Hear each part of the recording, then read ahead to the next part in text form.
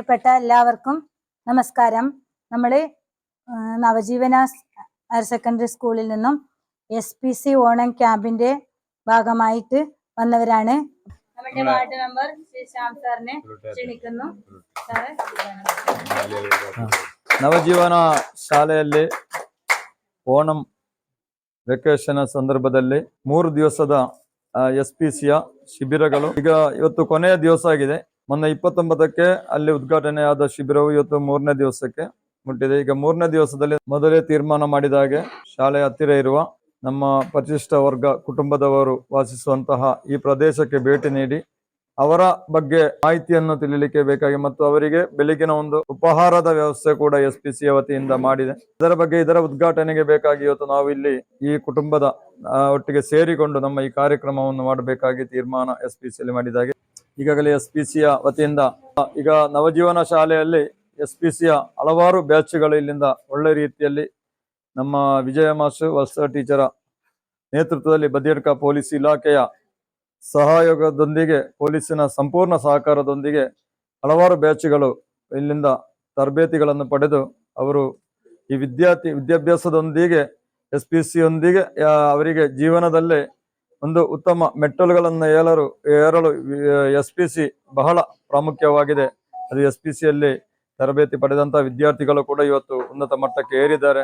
ಈ SPCಯ ಈ ಕಾರ್ಯಕ್ರಮ 3 ದಿವಸದ ಕಾರ್ಯಕ್ರಮ ನಮ್ಮ ಈ ಪ್ರದೇಶದ ಈ ಕುಟುಂಬದಲ್ಲಿ ಈಗಾಗಲೇ 30-37 ಮನೆಗಳು ಇರುವ ಈ ಪ್ರದೇಶದಲ್ಲಿ ಇವತ್ತು ಒಂದು ದಿವಸದ ಅವರಿಗೆ ಒಂದು ಉಪಹಾರ ಕೊಟ್ಟು ಅವರೊಂದಿಗೆ ಕಾರ್ಯಕ್ರಮ ಮಾಡುವಂತಹ ಕಾರ್ಯಕ್ರಮ ಏನಿದ್ರು ನವಜೀವನ ಶಾಲೆಯಲ್ಲಿ ಬಹಳ ಒಳ್ಳೆ ರೀತಿಯಲ್ಲಿ ಇಲ್ಲ ಸುತ್ತಮುತ್ತಲು ಎಲ್ಲೇ ಇಲ್ಲದ ಒಂದು SPCಯ ಬ್ಯಾಚ್ ಇಲ್ಲಿ ಒಳ್ಳೆ ರೀತಿಯಲ್ಲಿ ಆ ಮಕ್ಕಳನ್ನು ಪಳಗಿಸ್ತಾ ಇದ್ದಾರೆ.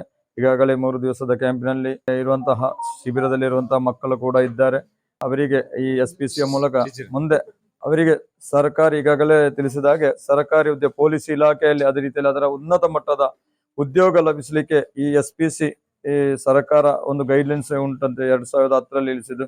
SPCಯಲ್ಲಿ ಇರುವ ಮಕ್ಕಳಿಗೆ ಅದರ ಮುನ್ಗಣನಾ ಲಿಸ್ಟ್ ನಲ್ಲಿ ಪೊಲೀಸ್ ಇಲಾಖೆಯಲ್ಲಿ ವಿಶೇಷ ಪರಿಗಣನೆ ಮಾಡಬೇಕಾಗಿ ಈಗಾಗಲೇ ಸರ್ಕಾರದ ಕೂಡ ಸುತ್ತೋಲೆ ಉಂಟು. ಆದ ಕಾರಣ ಎಲ್ಲ SPCಯ ಮಕ್ಕಳಿಗೆ ಬಂದಂತಹ ಎಲ್ಲರಿಗೂ ಅಭಿನಂದನೆ ಅರ್ಪಿಸಿ ಈ ಪ್ರದೇಶದ ಎಲ್ಲ ನಮ್ಮ ಕುಟುಂಬದವರಿಗೆ ಕೂಡ ನನ್ನ ವಾರ್ಡ್ ಕೂಡ ಹೌದು ಎಲ್ಲರಿಗೂ ಕೂಡ ಈ ಕಾರ್ಯಕ್ರಮದ ಎಲ್ಲ ಶುಭವನ್ನು ಹಾರೈಸ್ತಾ ಈ ಕಾರ್ಯಕ್ರಮವನ್ನು ಔಪಚಾರಿಕವಾಗಿ ಉದ್ಘಾಟಿಸಿ ಎಲ್ಲರೊಂದಿಗೆ ಘೋಷಿಸ್ತಾ ನನ್ನ 2 ಮಾತನ್ನು ವಿರಮಿಸಿ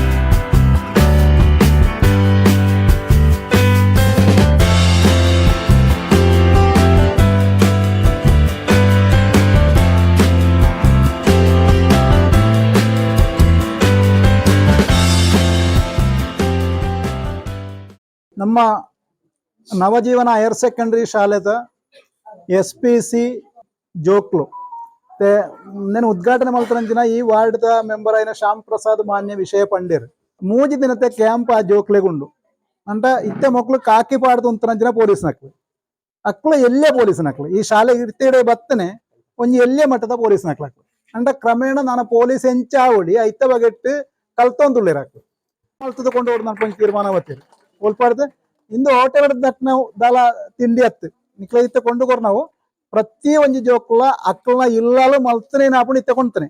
അപ്പോൾ നമുക്കറിയാം നവജീവന സ്കൂളിലെ SPC പ്രൊജക്റ്റുമായി ബന്ധപ്പെട്ട് നമുക്കൊരു SPC യൂണിറ്റ് ഉണ്ട്. നിങ്ങൾക്കെല്ലാം അറിയുന്ന കാര്യമായിരിക്കും. അപ്പോൾ ജൂനിയേഴ്സും സീനിയേഴ്സും ആയിട്ട് 88 കുട്ടികളാണ്. 44 പേര് ജൂനിയേഴ്സും 44 കുട്ടികൾ സീനിയേഴ്സുമായി 88 കുട്ടികളാണ്. ബോയ്സും ഗേൾസ് അടക്കം 88 കുട്ടികൾ അടങ്ങിയ ഒരു യൂണിറ്റാണ് നമ്മുടെ നവജീവന സ്കൂളിലെ SPC യൂണിറ്റ്. അപ്പോൾ ആ യൂണിറ്റിന്റെ ഭാഗമായിട്ട് നമ്മുടെ ഓണം വെക്കേഷൻ ക്യാമ്പ് 29, 30, 31 തീയതികളിലായി 3 ദിവസം നടന്നു വരികയാണ്. നമ്മുടെ SPC ക്യാമ്പുമായി ബന്ധപ്പെട്ട് ഒരു കമ്മ്യൂണിറ്റി പ്രൊജക്റ്റും അതിന്റെ ഭാഗമായിട്ട് ആണ് നമ്മൾ ഇന്ന് ഈ ഉന്നതി സന്ദർശിക്കുന്നതും ഇങ്ങനെയുള്ള ഒരു യോഗം ചേർന്നതും. നമസ്കാരം. നവജീവന ഹയർ സെക്കൻഡറി സ്കൂളിലെ ഓണം വെക്കേഷൻ ക്യാമ്പിന്റെ 3ാമത്തെ ദിവസമാണ് ഇന്ന്. അപ്പോൾ അതിൻ്റെ ഭാഗമായി ഉള്ള പരിപാടിയാണ് ഇവിടെ നടന്നുകൊണ്ടിരിക്കുന്നുള്ളത്. അപ്പോൾ ആദ്യമായിട്ട് നടന്നത് നമ്മളുടെ സൂംബ സെക്ഷനാണ് കുട്ടികളുടേത്. 2ാമത് കാഡറ്റിൻ്റെ പൊതിച്ചോറ് ഓരോ കോളനി നിവാസികൾക്കും കൊണ്ടുപോയി കൊടുത്തു. വിശിഷ്ട വ്യക്തികൾ അതിൽ പങ്കെടുത്തു. നമ്മുടെ വാർഡ് മെമ്പർ ശ്യാം സാറാണ് ഉദ്ഘാടനം ചെയ്തത്.